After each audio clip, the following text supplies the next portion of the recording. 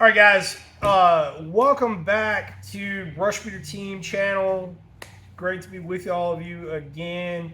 Talking today specifically about clip-on thermals and setting one up with a magnified optic. So if you watched the last video where we were talking about clip-on thermals versus dedicated thermal scopes, some of the feedback from that, some of the emails that I got, people were like, okay, what is that going to look like with running a LPVO or a medium power variable optic MPVO?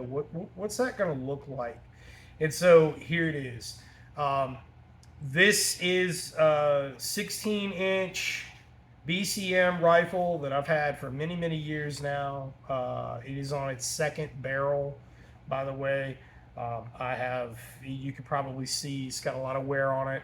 Geisley handguard for maximum level of rigidity.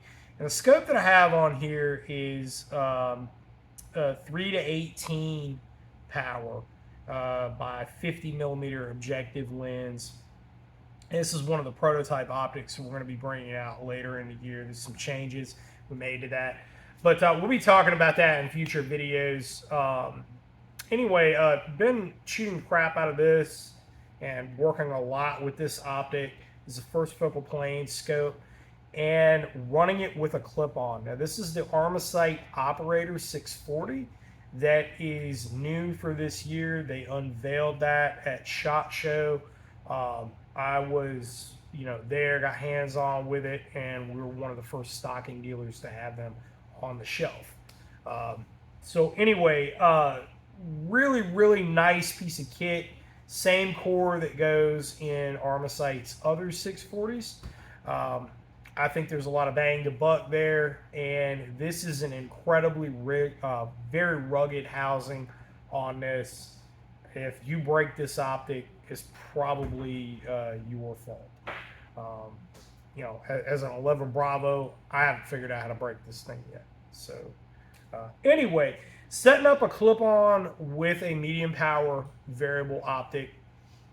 First things first, understand that, like what we talked about in the last video, you're going to have a pretty serious pixelation that's going to happen if you go much above 4 or I would say 5 power. That just kind of comes with the territory. That's one of the drawbacks of using a clip-on thermal. But that being said, it is what it is. Learn to work within the parameters of your equipment. All right, so this optic starts at 3 power.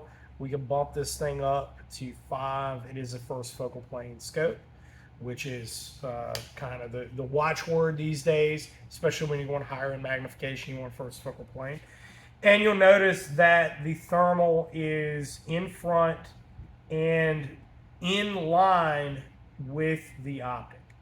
All right, so what I was saying in the last video, and something you really need to pay attention to, is any deviation in your point of impact from your point of aim at various distances. Of course, whatever your zeroing distance is, once you have put that clip-on thermal up front, you need to go confirm that.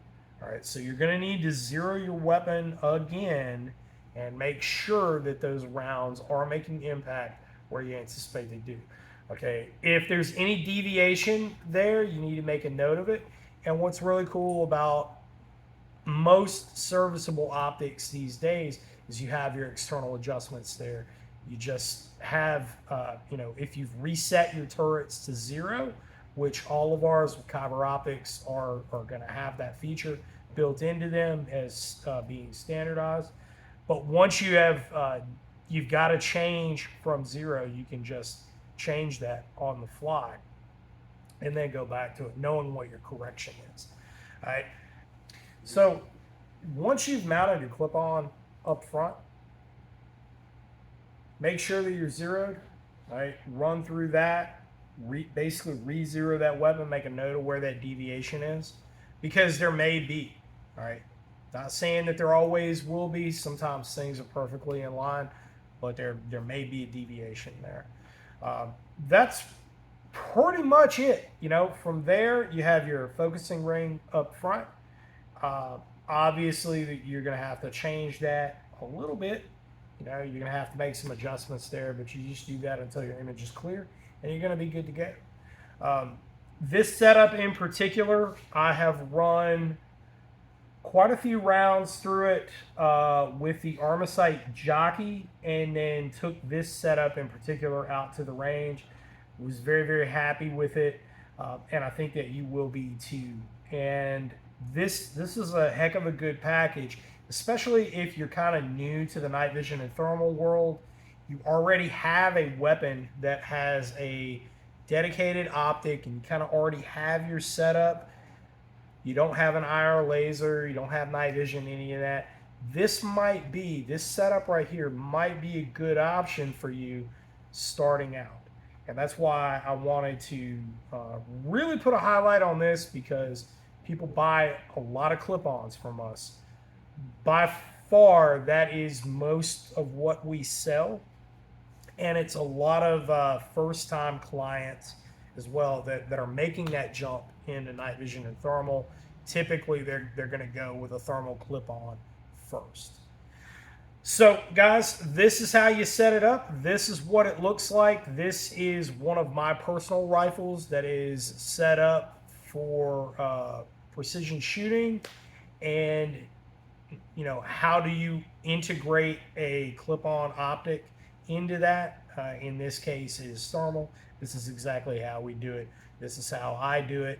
And, you know, as you can see, this weapon has got a lot of rounds downrange.